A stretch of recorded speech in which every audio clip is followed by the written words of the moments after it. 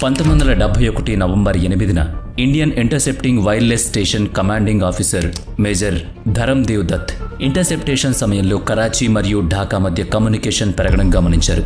అతనికి దానికి సంబంధించి చాలా రోజులుగా కొన్ని అనుమానాలున్నాయి. ఆ సమయంలో యుద్ధం యొక్క అవకాశాలను పరిశీలిస్తే పాకిస్తాన్ ఖచ్చితంగా భారతదేశానికి వ్యతిరేకంగా ఏదో పెద్ద ప్రణాళిక వేస్తోందని అతనికి అనుమానం వచ్చింది. నిజానికి 72 గంటల పోరాటం తర్వాత కూడా అతను ఈ ప్రశ్నకు సమాధానం కనుగొనలేకపోయాడు. అసలు ఈ యుద్ధం ఎప్పుడు జరిగింది, ఎలా జరిగింది, దీనికి కారణం ఏంటి అనేది తెలుసుకుందాం. ఎట్టకేలకు నవంబర్ 10న అతని కృషి ఫలించింది. చివరకు అతను పాకిస్తాన్ నావల్ కోడ్ను డీకోడ్ చేశాడు. దీనిలో పాకిస్తాన్ తన జలాంతర్గామి పిఎన్ఎస్ ఘాజీని భారతదేశానికి పంపి భారత నావికాదళానికి చెందిన ఏకైక విమాన వాహక నౌక ఐఎన్ఎస్ విక్రాంత్ను నాశనం చేయాలని ప్లాన్ చేస్తుందని తెలుసుకున్నాడు. పిఎన్ఎస్ ఘాజీ పాకిస్తాన్కు చెందింది మాత్రమే కాదు, ఆ సమయంలో దక్షిణాసియాలోనే మొట్టమొదటి శక్తివంతమైన జలాంతర్గామి. దీన్ని పాకిస్తాన్ 1964లో అమెరికా నుంచి లీజుకు తీసుకుంది. దీనికి ముందు భారతదేశం చేతిలో 2 సార్లు ఓడిపోయిన పాకిస్తాన్ యుద్ధానికి ముందు తన స్థానాన్ని పదిలం చేసుకోవడానికి ప్రయత్నిస్తోంది. పాకిస్తాన్ యొక్క ఈ ప్రణాళిక వార్తతో భారత నావికాదళం అప్రమత్తమై పిఎన్ఎస్ ఘాజీని ఆపాలని ప్రణాళిక వేయడం మొదలుపెట్టింది. పాకిస్తాన్ను తన సొంత ట్రాప్లో చిక్కుకునేలా చేయాలని ప్రతి అవకాశాన్ని క్షుణ్ణంగా పరిశోధించడం మొదలుపెట్టింది. మరోవైపు తన విజయంతో మత్తులో ఉన్న పాకిస్తాన్ పిఎన్ఎస్ ఘాజీని భారతదేశం వైపు పంపింది. కాలక్రమేణా పిఎన్ఎస్ ఘాజీ భారత తీర ప్రాంతానికి వేగంగా చేరుకోవడం మొదలుపెట్టింది. కానీ దానిలో ఉన్న పాకిస్తాన్ నావికాదళ సిబ్బందికి మరియు పాకిస్తాన్ ప్రభుత్వానికి పిఎన్ఎస్ ఘాజీ ఐఎన్ఎస్ విక్రాంత్ వైపు కాకుండా తన మరణం వైపు కదులుతోందని తెలియదు. కాబట్టి భారత నావికాదళం పాకిస్తాన్ యొక్క ఏకైక జలాంతర్గామి పిఎన్ఎస్ ఘాజీని ఎలా ముంచివేయాలో ముందుగానే పన్నాగం పన్నింది. అదెలాగో ఇప్పుడు మనం ఆ వ్యూహం గురించి తెలుసుకుందాం. 1947లో భారతదేశంతో విడిపోయి పాకిస్తాన్ ఏర్పడ్డాక బెంగాల్ ఈస్ట్ భాగం కూడా పాకిస్తాన్లో భాగమైంది. అందుకే దీన్ని ఈస్ట్ పాకిస్తాన్ అని పిలుస్తారు. పాకిస్తాన్ ఏర్పడినప్పటి నుంచి ఈస్ట్ మరియు వెస్ట్ పాకిస్తాన్లలో సమానమైన జనాభా ఉన్నప్పటికీ వెస్ట్ పాకిస్తాన్ ఎల్లప్పుడూ పాకిస్తాన్ యొక్క శక్తి మరియు వనరులపై ఆధిపత్యం చెలాయించింది. ఈస్ట్ పాకిస్తాన్ అధికారం మరియు అభివృద్ధికి దూరంగా ఉంచబడ్డమే కాకుండా దాని భాష మరియు సంస్కృతిని కూడా అణిచివేసింది. ఈస్ట్ పాకిస్తాన్లో బెంగాలీ మాట్లాడే ప్రజలు పెద్ద సంఖ్యలో ఉన్నప్పటికీ పాకిస్తాన్ ప్రభుత్వం వాళ్లపై ఉర్దూను రుద్దడానికి చాలా ప్రయత్నించింది. ఇది ఈస్ట్ పాకిస్తాన్ మరియు వెస్ట్ పాకిస్తాన్ మధ్య అంతరాన్ని పెంచింది. నెమ్మదిగా 1970వ సంవత్సరం వచ్చింది. ఈ సంవత్సరం పాకిస్తాన్ ఎన్నికల్లో షేక్ ముజీబుర్ రెహమాన్ నాయకత్వంలో అతని పార్టీ అవామీ లీగ్ జుల్ఫికర్ అలీ భుట్టోను ఓడించి అద్భుతమైన విజయాన్ని సాధించింది. ముజఫర్ రెహమాన్ ప్రభుత్వాన్ని ఏర్పాటు చేయడానికి మెజారిటీ ఉన్నప్పటికీ సంవత్సరాలుగా పాకిస్తాన్ను నియంత్రిస్తున్న వెస్ట్ పాకిస్తాన్ నాయకులు మరియు సైన్యం ఈస్ట్ పాకిస్తాన్ యొక్క బెంగాలీ మాట్లాడే నాయకుడి కింద పనిచేయడానికి సుముఖంగా లేరు. వాళ్ళు ముజీబుర్ రెహమాన్ ప్రభుత్వం ఏర్పడడానికి అనుమతించలేదు.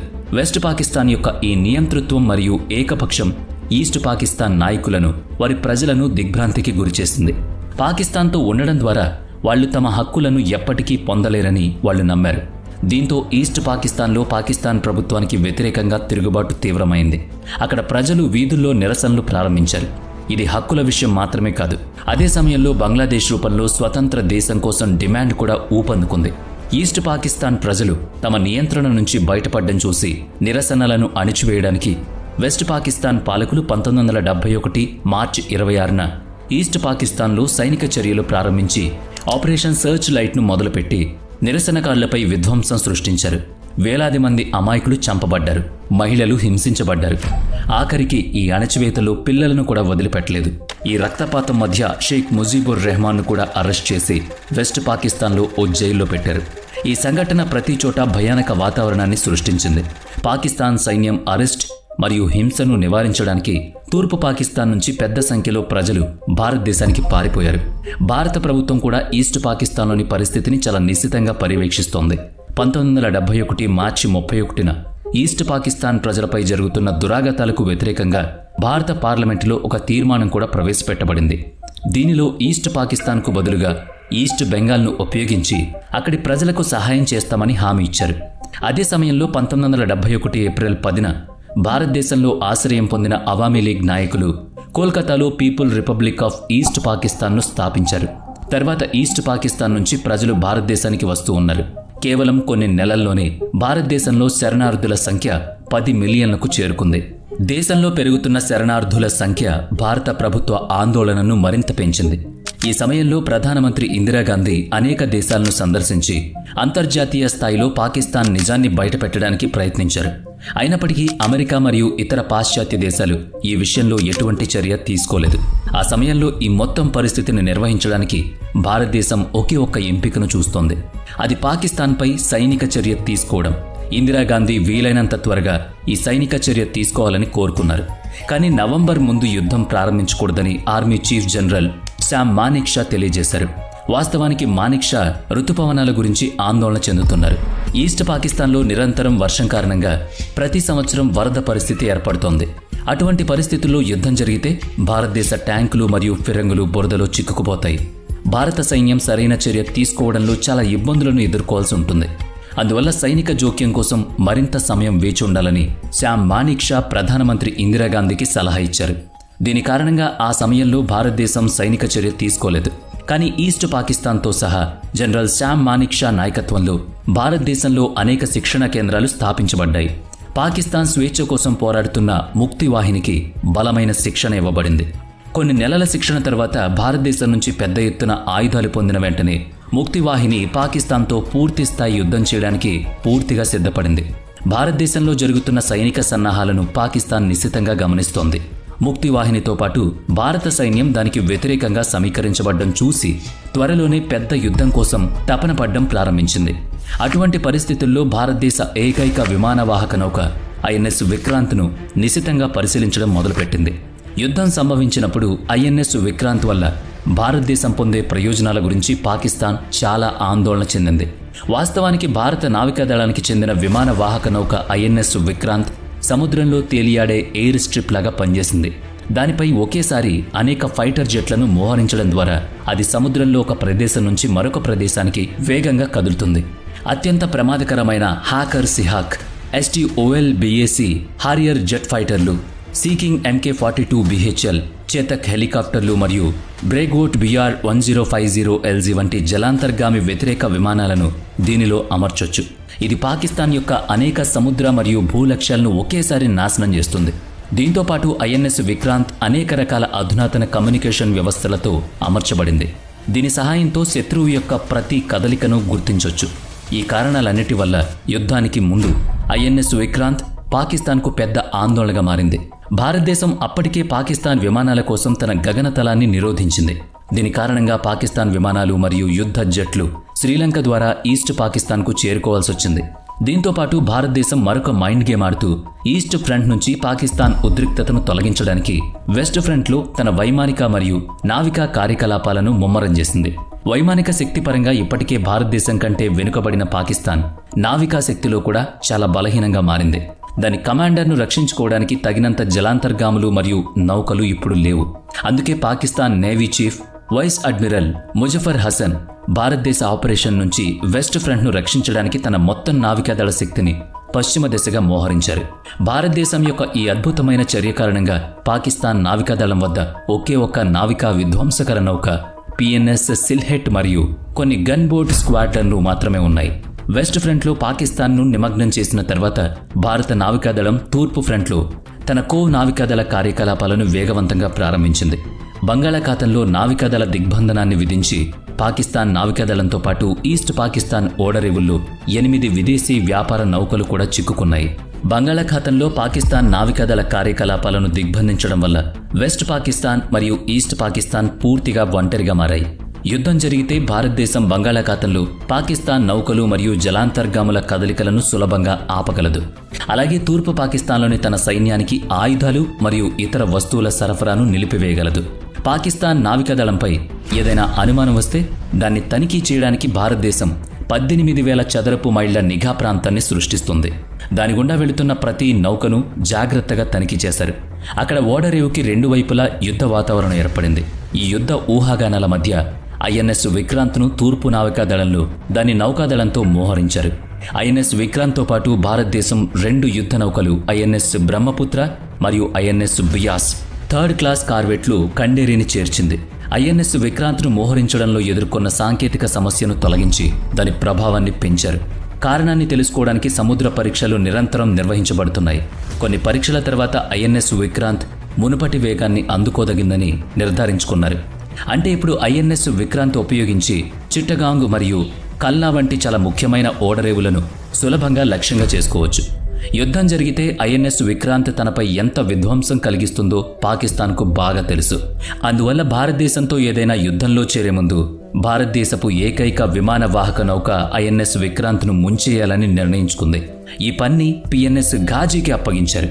ఆ సమయంలో ఇది పాకిస్తాన్ యొక్క అత్యంత శక్తివంతమైన జలాంతర్గామి మాత్రమే కాదు. పిఎన్ఎస్ ఘాజీ గతంలో ఒక అమెరికన్ జలాంతర్గామి. దీన్ని యుఎస్ఎస్ డిల్లో అని పిలిచేవారు. నిర్మించిన తర్వాత యుఎస్ఎస్ డిల్లో 1945 మార్చి 31న యుఎస్ నావికాదళంలో వినియోగించబడింది. ఇది 1964 వరకు యుఎస్ నావికాదళానికి తన సేవలను అందించింది. ఆ రోజుల్లో పాకిస్తాన్ మరియు అమెరికా మధ్య సంబంధాలు చాలా బాగున్నాయి. అప్పట్లో పాకిస్తాన్ నావికాదళంలో ఒక్క జలాంతర్గామి కూడా లేదు. అందువల్ల పాకిస్తాన్ అభ్యర్థన మేరకు పాకిస్తాన్ను యుఎస్ నావికాదళంలో చేర్చారు.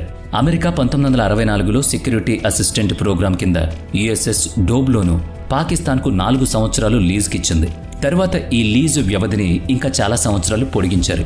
పాకిస్తాన్ నావికాదళం దీనికి పిఎన్ఎస్ ఘాజీ అని పేరు పెట్టింది. ఇది 1965లో భారతదేశంలో జరిగిన యుద్ధంలో కూడా పాల్గొంది. అయినప్పటికీ పిఎన్ఎస్ ఘాజీ ప్రధాన పని ఐఎన్ఎస్ విక్రాంత్ను నాశనం చేయడమే. అయితే దాని ప్రయత్నం విఫలమైంది. 1997లో కూడా యుద్ధం ముంగిట నిలబడ్డంతో పిఎన్ఎస్ ఘాజీ పని ఐఎన్ఎస్ విక్రాంత్ యొక్క ఖచ్చితమైన స్థానాన్ని కనుగొని దాన్ని ముంచేయడం. దీంతోపాటు ఈసారి భారతదేశ తూర్పు సముద్ర బోర్డుపై ల్యాండ్ మైన్లను కూడా వేయాల్సొచ్చింది. భారతదేశం కూడా దాని ప్రతి కదలికను కనుగొనడం ద్వారా పాకిస్తాన్ను ఓడించే లక్ష్యంతో నిరంతరం పనిచేస్తోంది. సెప్టెంబర్ 1971 నుంచి భారతదేశం తన తూర్పు కమాండ్లో అనేక వైర్లెస్ ఇంటర్సెప్షన్ స్టేషన్స్ను ఏర్పాటు చేయడం ద్వారా కరాచీ, లాహోర్, రావల్పిండి మరియు ఢాకా మధ్య రేడియో ప్రసారాలను అడ్డగించి డీకోడ్ చేయాలని ప్రయత్నిస్తోంది. ఈ ప్రయత్నంలో ఒకరోజు భారత నావికాదళం తూర్పు పాకిస్తాన్లోని చిట్టగాంగ్లో నావికా అధికారుల మధ్య జరిగిన సంభాషణలను అడ్డగించింది. దీనిలో వాళ్లు ప్రత్యేక గ్రేడ్ లూబ్రికేషన్ ఆయిల్ గురించి మాట్లాడుకున్నారు. ఈ రకమైన లూబ్రికేషన్ ఆయిల్ను జలాంతర్గాములు మరియు మైన్ స్వీపర్లలో మాత్రమే ఉపయోగిస్తారు. కాబట్టి ఈ సమాచారం భారత నావికాదళ అధికారులను దిగ్భ్రాంతికి గురిచేసింది. పాకిస్తాన్ మైన్ స్వీపర్లు మరియు డీప్ సీ క్లాస్ జలాంతర్గాములు బంగాళాఖాతం నుంచి పనిచేయడానికి తగినంత శక్తివంతమైనవి కానందున పాకిస్తాన్ తన జలాంతర్గామి పిఎన్ఎస్ ఘాజీతో ఖచ్చితంగా కొంత కదలికను చేయబోతోందని భారత నావికాదళం భావించింది. తరువాత భారతదేశం ఈ ప్రాంతంలో తన అడ్డగింపును తీవ్రతరం చేసింది. నెమ్మదిగా పాకిస్తాన్ యొక్క ప్రతి చిన్న కమ్యూనికేషన్పై దృష్టి పెట్టడం మొదలుపెట్టింది. అంతలో పాకిస్తాన్ ఐఎన్ఎస్ విక్రాంత్ను నాశనం చేయాలని యోచిస్తోంది. పూర్తి ప్రణాళిక తర్వాత నవంబర్ 8, 1971న పాకిస్తాన్ నేవీలో operation plan direction rear admiral Abdul Waheed Bomar ఈ మిషన్ బాధ్యతను పిఎన్ఎస్ ఘాజీకి చెందిన కెప్టెన్ జాఫర్ మొహమ్మద్ ఖాన్కు అప్పగించారు. ఐఎన్ఎస్ విక్రాంత్కు సంబంధించిన ప్రతి చిన్న సమాచారం గురించి కెప్టెన్ జాఫర్కు తెలియజేయబడింది. ఈ మిషన్ మరియు పిఎన్ఎస్ ఘాజీ నావికాదళ సిబ్బంది అందరి సెలవులను వెంటనే రద్దు చేశారు. ఈ మిషన్ కోసం వీలైనంత త్వరగా భారతదేశం వైపు వెళ్లాలని వాళ్లకు సూచించారు. పాకిస్తాన్లో ఈ గందరగోళం మధ్య భారతదేశంలో intercepting wireless station commanding officer major Dharmadev Dutt Karachi మరియు ఢాకా మధ్య కమ్యూనికేషన్లో గణనీయమైన పెరుగుదలను చూశారు. ఈ గందరగోళం అంతా చూస్తే పాకిస్తాన్ ఖచ్చితంగా భారతదేశానికి వ్యతిరేకంగా ఏదో పెద్ద మ్యాప్ వేస్తోందని అందరికీ అనుమానం కలిగింది. పాకిస్తాన్ ప్రణాళిక గురించి తెలుసుకోవడానికి అతను తన వంతు కృషి చేశాడు. ఎటువంటి విరామం తీసుకోకుండా 72 గంటలు నిరంతరం పనిచేశాడు. చివరికి నవంబర్ 10న పాకిస్తాన్ నావికాదళ డోమ్ను డీకోడ్ చేశాడు. చాలా తక్కువ సమయంలో గత కొన్ని వారాల పాటు జరిగిన పాకిస్తాన్ సందేశాలన్నిటినీ డీకోడ్ చేసి ప్రతి ముఖ్యమైన సమాచారాన్ని భారత సైన్యం, నేవీ మరియు వైమానిక దళం యొక్క సంబంధిత విభాగాలకు పంపేశాడు. పాకిస్తాన్ నేవీ యొక్క డీకోడ్ చేయబడిన కోడ్ల ద్వారా పాకిస్తాన్ యొక్క మొత్తం ప్రణాళిక భారతదేశానికి బహిర్గతమైంది. పాకిస్తాన్ నేవీ ఐఎన్ఎస్ విక్రాంత్ను నాశనం చేయాలనుకుంటుందని భారతదేశానికి తెలిసిపోయింది. దాంతోపాటు పాకిస్తాన్ తన డిఫెనిట్ క్లాస్ సబ్మెరీన్లు హంగర్ శషక్ మరియు మాగ్రోలను ఉపయోగించి బాంబే హార్బర్లోని భారతదేశ పశ్చిమ నౌకాదళ యుద్ధ నౌకలను నాశనం చేయాలని యోచిస్తోంది. భారతదేశం తన నావికా కోడ్ను డీకోడ్ చేసిందని పాకిస్తాన్ తెలుసుకోకపోవడం చాలా ముఖ్యం. అందువల్ల దాన్ని పూర్తిగా రహస్యంగా ఉంచాలని ధర్మదేవ్ దత్కు సూచించబడింది. మరోవైపు తన రహస్య ప్రణాళిక బహిర్గతం కావడం గురించి తెలియని పాకిస్తాన్ ఐఎన్ఎస్ విక్రాంత్ స్థానాన్ని తెలుసుకోవడానికి ప్రయత్నిస్తోంది. ఐఎన్ఎస్ విక్రాంత్ కార్యకలాపాలను ట్రాక్ చేయడానికి దాని ఏజెంట్లను కూడా బొంబాయికి పంపింది. ఈ ఏజెంట్లు మొదట ఐఎన్ఎస్ విక్రాంత్ బొంబాయిలో ఉందని నివేదించారు. కానీ నవంబర్ 13న ఐఎన్ఎస్ విక్రాంత్ అకస్మాత్తుగా అదృశ్యమైందని వాళ్ళు పాకిస్తాన్కు సమాచారం ఇచ్చారు. ఈ వార్త కారణంగా పాకిస్తాన్ నావల్ ఇంటెలిజెన్స్ భయాందోళనకు గురైంది. ఏం చేసైనా సరే ఐఎన్ఎస్ విక్రాంత్ను ట్రాక్ చేయడానికి ప్రయత్నిస్తోంది. వాళ్ళు ఐఎన్ఎస్ విక్రాంత్ను ట్రాక్ చేసి నాశనం చేయాలనుకున్నారు. కొన్ని పాశ్చాత్య దేశాలు కూడా వారికి మద్దతునిచ్చాయి. ఒక పాశ్చాత్య దేశానికి చెందిన అసిస్టెంట్ నావల్ అటాచ్ భారత పశ్చిమ నౌకాదళానికి చెందిన ఏడీసీతో సాధారణ సంభాషణ ద్వారా ఐఎన్ఎస్ విక్రాంత్ స్థానాన్ని తెలుసుకోవడానికి ప్రయత్నించింది. కానీ అతను ఏడీసీ నుంచి ఏం తెలుసుకోలేకపోయాడు. అయితే కొంత సమయం తర్వాత పాకిస్తాన్ ఏదో విధంగా ఐఎన్ఎస్ విక్రాంత్ మద్రాసులో ఉందని కనుగొంది. ఐఎన్ఎస్ విక్రాంత్ స్థానాన్ని నిర్ధారించడానికి పాకిస్తాన్ అదే పశ్చిమ దేశం నుంచి సహాయం తీసుకుంది. తద్వారా దాని విమానం ఒక మద్రాస్ పోర్టు చుట్టూ చాలాసార్లు తిరుగుతూ కనిపించింది. అప్పటికి పాకిస్తాన్ ఐఎన్ఎస్ విక్రాంత్ యొక్క ఖచ్చితమైన స్థానాన్ని పొందిందని, ఇదంతా దాని స్థానాన్ని నిర్ధారించడానికి మాత్రమే జరుగుతోందని భారత్కి అర్థమైంది. ఐఎన్ఎస్ విక్రాంత్ స్థానాన్ని నిర్ధారించిన తర్వాత పిఎన్ఎస్ ఘాజీని దాని షెడ్యూల్ ప్రకారం 1971 నవంబర్ 14న కరాచీ హార్బర్ నుంచి పంపించారు. 4 రోజుల పాటు నిరంతరం ప్రయాణించిన తర్వాత పిఎన్ఎస్ ఘాజీ నవంబర్ 18న శ్రీలంకలోని ట్రింకోమలికి చేరుకుంది. అక్కడ దానికి ఇంధనం నింపి శుభ్రం చేశారు. ఇదంతా జరిగి 2 రోజులు గడిచిన తర్వాత నవంబర్ 20న పిఎన్ఎస్ ఘాజీ మద్రాస్ వైపు వెళ్లడానికి సిద్ధంగా ఉంది. కెప్టెన్ జాఫర్ ఖాన్కు కరాచీ నుంచి ఐఎన్ఎస్ విక్రాంత్ మద్రాస్లో లేదని, దాని ప్రస్తుత స్థానం గురించి అతనికి ఎటువంటి సమాచారం లేదని సందేశం వచ్చింది. ఐఎన్ఎస్ విక్రాంత్ మద్రాస్ నుంచి అదృశ్యమైన వార్త పాకిస్తాన్ నావికా ప్రధాన కార్యాలయంలో భయాందోళన సృష్టించింది. 48 గంటల కృషి తర్వాత కూడా పాకిస్తాన్ ఐఎన్ఎస్ విక్రాంత్ స్థానాన్ని కనుగొనలేకపోయింది. ఐఎన్ఎస్ విక్రాంత్ స్థానంలో పదే మార్పు కారణంగా కెప్టెన్ జాఫర్ నిరాశ చెందాడు. అతనికి వేచి ఉండడం తప్ప వేరే మార్గం లేదిప్పుడు. వాస్తవానికి భారతదేశం పాకిస్తాన్ కేంద్రంగా గుర్తించబడినప్పటి నుంచి ఐఎన్ఎస్ విక్రాంత్ హిందూ మహాసముద్ర తీరానికి చేరుకునే వరకు పాకిస్తాన్ వేచి ఉండాల్సి వచ్చింది. ఐఎన్ఎస్ ఘాజీ ప్రణాళిక బయటపడినప్పటి నుంచి భారత నావికాదళం అప్రమత్తంగా మారింది. తూర్పు నావికాదళ commanding in chief vice admiral Nilakant Krishnan పాకిస్తాన్ను తన ఉచ్చులో బంధించి చంపే అద్భుతమైన ప్రణాళికపై పనిచేస్తున్నారు. పిఎన్ఎస్ ఘాజీ ఉన్నంతకాలం ఐఎన్ఎస్ విక్రాంత్కు ఎల్లప్పుడూ ముప్పు ఉంటుందని అతను గట్టిగా నమ్మారు. కాబట్టి ఈ సమస్యకు శాశ్వత పరిష్కారం కోసం పిఎన్ఎస్ ఘాజీ ఐఎన్ఎస్ విక్రాంత్ను లక్ష్యంగా చేసుకోవడానికి వస్తుందని అతను ఒక ప్రణాళిక వేశాడు. కాబట్టి మొదట ఐఎన్ఎస్ విక్రాంత్ను సురక్షితమైన ప్రదేశంలో ఉంచాలి. తర్వాత ఐఎన్ఎస్ విక్రాంత్ స్థానంలో దానిలాగే కనిపించే పెద్ద ఓడను విశాఖపట్నంలో ఉంచాలి. ఐఎన్ఎస్ విక్రాంత్ విశాఖపట్నంలో ఉందని పాకిస్తాన్ నావికాదళానికి వార్త తెలియజేయాలి. అటువంటి పరిస్థితుల్లో పిఎన్ఎస్ ఘాజీ ఆ నౌకను వెంబడిస్తూ అక్కడికి వచ్చినప్పుడు భారత నావికాదళం దాన్ని డెప్త్ చాప్ట్లో స్వాగతించాలి. వైస్ అడ్మిరల్ నీలకాంత్ కృష్ణన్ ఈ పని కోసం ఐఎన్ఎస్ రాజ్పుత్ను ఎంచుకున్నారు. ఇది భారత నావికాదళం యొక్క మొదటి గైడెడ్ మిసైల్డ్ డిస్ట్రాయర్. ఇది అధిక వేగంతో కదులుతుంది, తన మార్గాన్ని వేగంగా మార్చుకుంటుంది, శత్రువును సులభంగా నాశనం చేస్తుంది. ఈ మిషన్ యొక్క మొత్తం బాధ్యత దాని కమాండర్ ఇందర్ సింగ్ పై ఉంచారు. ఈ మిషన్ చాలా ప్రమాదంతో కూడుకుందని ఇందర్కు తెలుసు. ఒక చిన్న పొరపాటు జరిగితే అది అతని ప్రాణాలతో పాటు చాలా మంది ప్రాణాలను బలిగొంటుంది. మిషన్ వైఫల్యం దేశానికే పెద్ద ఎదురుదెబ్బ కావచ్చు. కానీ అతని ఉత్సాహం ఉప్పొంగింది.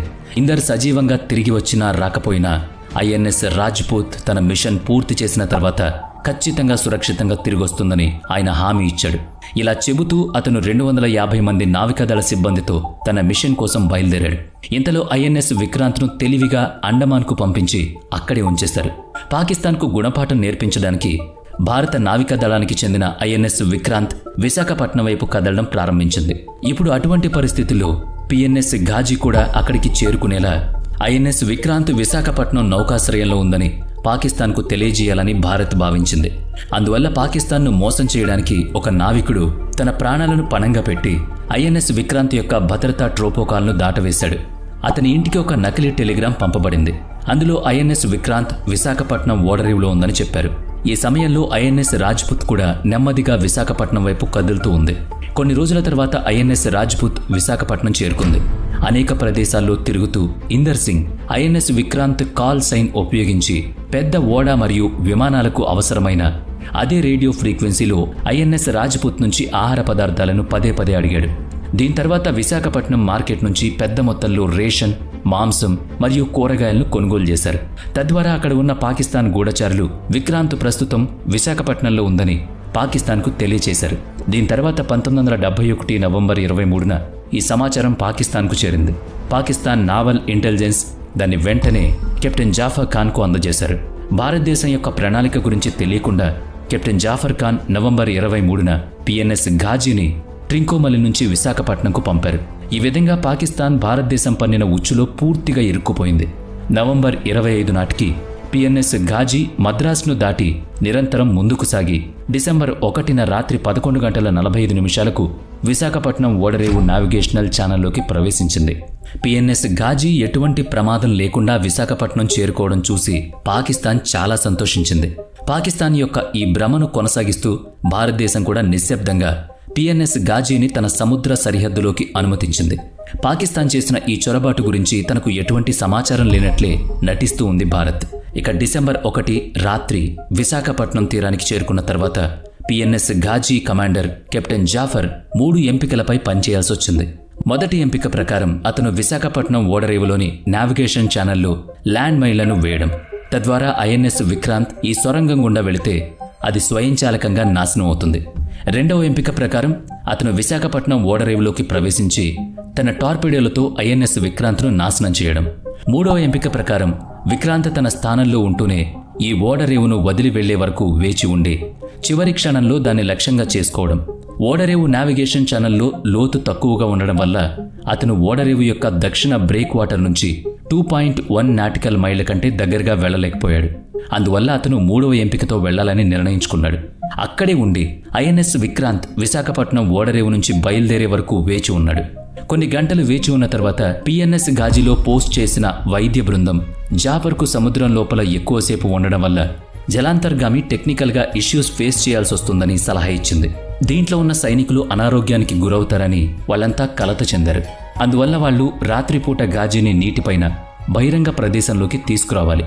జలాంతర్గామిలోని హైడ్రోజన్ స్థాయి నిర్దేశించిన భద్రతా ప్రమాణాన్ని మించుంటే దానివల్ల ఏర్పడిన వాయువు ఘాజీలో పేలుడుకు కారణమవుతుందని కమాండర్ జాఫర్ ఖాన్కు కూడా తెలుసు. కానీ అతడికి పగటిపూట దాన్ని పైకి తీసుకురావడం ప్రమాదకరం. అది ఉపరితలంపైకి వస్తే దాన్ని సులభంగా గుర్తించవచ్చు. జలాంతర్గామి చాలా కాలం నీటిలో ఉండడం వల్ల ఎంతోమంది నావికులు అనారోగ్యానికి గురయ్యారు. కొంతమంది నావికులు తీవ్రంగా దగ్గుతుండగా మరికొంతమంది తీవ్రమైన కంటి సమస్యలు ఎదుర్కొంటున్నారు. మరోవైపు ఐఎన్ఎస్ రాజ్పుత్కు చెందిన కమాండర్ ఇందర్ సింగ్ 3 రోజులుగా ఈ ప్రాంతంలో నిరంతరం గస్తీ తిరుగుతున్నాడు. తద్వారా పాకిస్తాన్ జలాంతర్గామి పిఎన్ఎస్ ఘాజీ కదలిక మాత్రమే ఈ ఓడరేవులో ఉంటుంది. అది అక్కడ ఏదైనా కదలిక చేసిన వెంటనే డెప్త్ ఛార్జ్లతో నాశనం చేయొచ్చు. కానీ చాలా ప్రయత్నం తర్వాత కూడా ఇందర్ సింగ్ పిఎన్ఎస్ ఘాజీకి చేరుకోవాల్సి వచ్చింది. ఘాజీ గురించి ఎటువంటి వార్త రాలేదు. ఆ దాగుడు మూతల ఆటలో భాగంగా డిసెంబర్ 3 సాయంత్రం 5:40 వరకు పాకిస్తాన్ వైమానిక దళం ఆపరేషన్ చెంగిజ్ ఖాన్ను ప్రారంభించింది.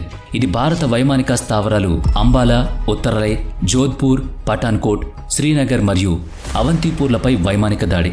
భారత దళాలు కూడా సిద్ధంగా ఉన్నాయి. పాకిస్తాన్ దానికి వెంటనే ప్రతిస్పందించడం ప్రారంభించింది. ఇది 2 దేశాల మధ్య 3వ ఇండో-పాక్ యుద్ధాన్ని ప్రారంభించింది. 2 వైపుల నుంచి భూ మరియు వైమానిక దాడుల మధ్య ప్రధానమంత్రి ఇందిరాగాంధీ అదే రోజు అర్ధరాత్రి ఆల్ ఇండియా రేడియో ద్వారా దేశాన్ని ఉద్దేశించి ప్రసంగించారు. పాకిస్తాన్ దాడి మరియు భారతదేశం తీసుకున్న ప్రతీకార చర్య గురించి ఆమె దేశ ప్రజలకు తెలియజేశారు. ఈ సంక్షోభ సమయంలో ఐక్యంగా ఉండి ప్రభుత్వానికి మద్దతివ్వాలని ఆమె ప్రతిపక్ష పార్టీలు మరియు దేశ ప్రజలకు విజ్ఞప్తి చేశారు. యుద్ధ వార్త ఐఎన్ఎస్ రాజ్పుత్ కమాండర్ ఇందర్ సింగ్ కూడా చేరింది. వెంటనే అక్కడి నుంచి వెళ్లి మరొక ఫ్రంట్ను నిర్వహించమని ఆయన్ను కోరారు. మరోవైపు పిఎన్ఎస్ ఘాజీలో ఉన్న వ్యక్తుల పరిస్థితి క్షీణిస్తోంది. కాబట్టి పరిస్థితి విషమంగా ఉండడం చూసి కెప్టెన్ జాఫర్ మొదట ఘాజీని పెరిస్కోప్ ద్వారా కాల్చాలని నిర్ణయించుకున్నాడు. దాని తర్వాత పిఎన్ఎస్ ఘాజీని పెరిస్కోప్ స్థాయికి తీసుకువెళ్లారు. అక్కడి నుంచి కెప్టెన్ జాఫర్ బయట పరిస్థితిని పరిశీలించడం మొదలుపెట్టాడు. ఆ సమయానికి ఇందర్ సింగ్ విశాఖపట్నం ఓడరేవు నుంచి బయలుదేరడానికి సిద్ధమయ్యాడు. కానీ ఐఎన్ఎస్ రాజ్పుత్లో అమర్చిన సోనార్ 3 నాటికల్ మైళ్ల దూరంలో సముద్రం లోతులో కదిలే వస్తువును గుర్తించింది. కొంత సమయం తర్వాత సాంకేతిక నిపుణులు ఆ వస్తువు మరేదో కాదు, పిఎన్ఎస్ ఘాజీ అని నిర్ధారించారు. ఇందర్ సింగ్ 3 రోజుల శోధన ముగిసింది. అతను తన లక్ష్యాన్ని స్పష్టంగా చూశాడు. దీని తర్వాత అతను ఐఎన్ఎస్ రాజ్పుత్ వేగాన్ని పెంచి పిఎన్ఎస్ ఘాజీ వైపు వేగంగా కదిలాడు. కొంత సమయం తర్వాత పిఎన్ఎస్ ఘాజీకి చెందిన కెప్టెన్ జాఫర్ ఒక పెద్ద భారత నావికాదళ నౌక తన దిశలో వేగంగా కదులుతున్నట్లు చూశాడు. ఈ ప్రమాదాన్ని నివారించడానికి అతను సమయం వృధా చేయకుండా ఘాజ్ను పడగొట్టాలని అనుకున్నాడు. కానీ అప్పటికే చాలా ఆలస్యమైంది. ఐఎన్ఎస్ రాజ్పుత్ దానికి చాలా దగ్గరగా వచ్చింది. వేగంగా ముందుకు దూసుకువెళ్లి పేలుడు పదార్థాలతో నిండిన 2 డెప్త్ చార్జర్లను ఘాజీపై కాల్చాడు. ఇది పిఎన్ఎస్ ఘాజీలో నిల్వ చేసిన టార్పెడోలు మరియు పేలుడు పదార్థాలను మండించి ఘాజీ యొక్క ముందు భాగాన్ని పేల్చి పడేసింది. ఇందిరాగాంధీ దేశాన్ని ఉద్దేశించి చేసిన ప్రసంగం ఇంకా ముగియలేదు. విశాఖపట్నం ఓడరేవుకు కొద్ది దూరంలోనే భారీ పేలుడు సంభవించింది. ఈ పేలుడు చాలా బలంగా ఉండడంతో ఓడరేవు చుట్టూ ఉన్న ఇళ్ల అద్దాలు పగిలిపోయాయి. దాని శబ్దం చాలా దూరం వినిపించింది.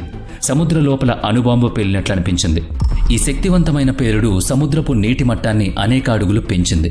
కొనసాగుతున్న యుద్ధం కారణంగా అక్కడ చుట్టుపక్కల ప్రజలు పాకిస్తాన్ విమానం తమ నగరంపై బాంబు దాడి ప్రారంభించిందని భావించారు. కానీ నిజమేంటంటే భారత నావికాదళం యొక్క అద్భుతమైన వ్యూహం కారణంగా పాకిస్తాన్ యొక్క ఏకైక జలాంతర్గామి పిఎన్ఎస్ ఘాజీ దాని 933 మంది నావికులతో పాటు మునిగిపోయింది.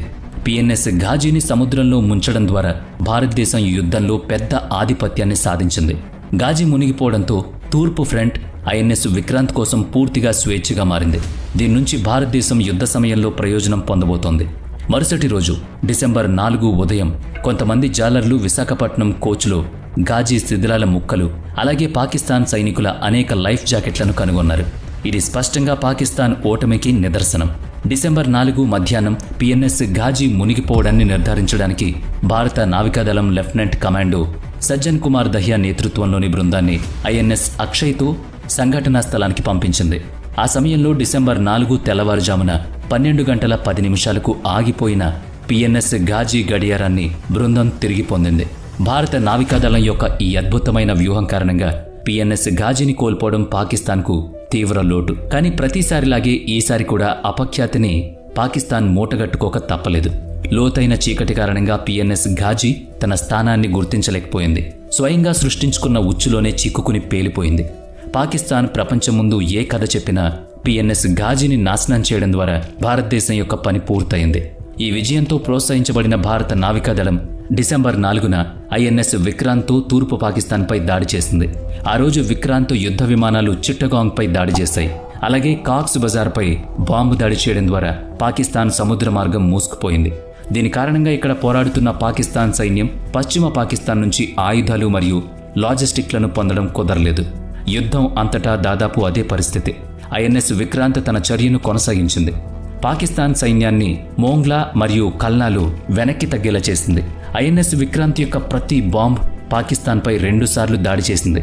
భారతదేశం కూడా పశ్చిమ ఫ్రంట్లో దీన్ని సద్వినియోగం చేసుకుంది. డిసెంబర్ 4, 1970న క్షిపణి పడవల ద్వారా కరాచీలో ప్రవేశించి గొప్ప విధ్వంసం సృష్టించింది. అక్కడ ఉన్న పాకిస్తాన్ నావికాదళ నౌక పిఎన్ఎస్ ఖైబర్ ఈ వార్త తెలుసుకున్నప్పుడు అది ఈ క్షిపణి పడవల వైపు వేగంగా కదలడం ప్రారంభించింది. కానీ కొద్దిసేపటికే అది భారత క్షిపణులకు లక్ష్యంగా మారింది. దీని కారణంగా దాని బాయిలర్ గదిలో భయంకరమైన మంటలు చెలరేగాయి. చాలా కొద్ది సమయంలోనే అది సముద్ర లోతుల్లోకి మునిగిపోయింది. 2 దేశాల మధ్య ఈ యుద్ధం దాదాపు 13 రోజులు కొనసాగింది. డిసెంబర్ 16, 1971న భారత సైన్యం పాకిస్తాన్ సైన్యాన్ని అన్ని వైపుల నుంచి చుట్టుముట్టింది. దీని కారణంగా అది వెనక్కి తగ్గాల్సి వచ్చింది. భారత సైన్యం ముందు 93,000 మంది పాకిస్తాన్ సైనికులు లొంగిపోవాల్సి వచ్చింది. దీంతో తూర్పు పాకిస్తాన్ దురాగతాల నుంచి విముక్తి పొందింది. భారతదేశం యొక్క ప్రయత్నాల కారణంగా బంగ్లాదేశ్ రూపంలో కొత్త దేశం ఆవిర్భవించింది. తర్వాత పిఎన్ఎస్ ఘాజీ తన జలాంతర్గామి అని చెబుతూ దాన్ని తన స్వంత ఖర్చుతో సముద్రం నుంచి బయటకు తీసుకురావాలని అమెరికా డిమాండ్ చేసింది. కానీ పిఎన్ఎస్ ఘాజీ భారత జలాల్లోకి చట్టవిరుద్ధంగా చొరబడిందని, కాబట్టి దీన్ని అనుమతించలేమని చెబుతూ భారతదేశం దాని ప్రతిపాదనను సున్నితంగా తిరస్కరించింది. ఐఎన్ఎస్ విక్రాంత్ను ముంచడానికి బయలుదేరిన పిఎన్ఎస్ ఘాజీ ఇప్పటికీ విశాఖపట్నం ఓడల సమీపంలో జలస్థాపితమైపోయింది.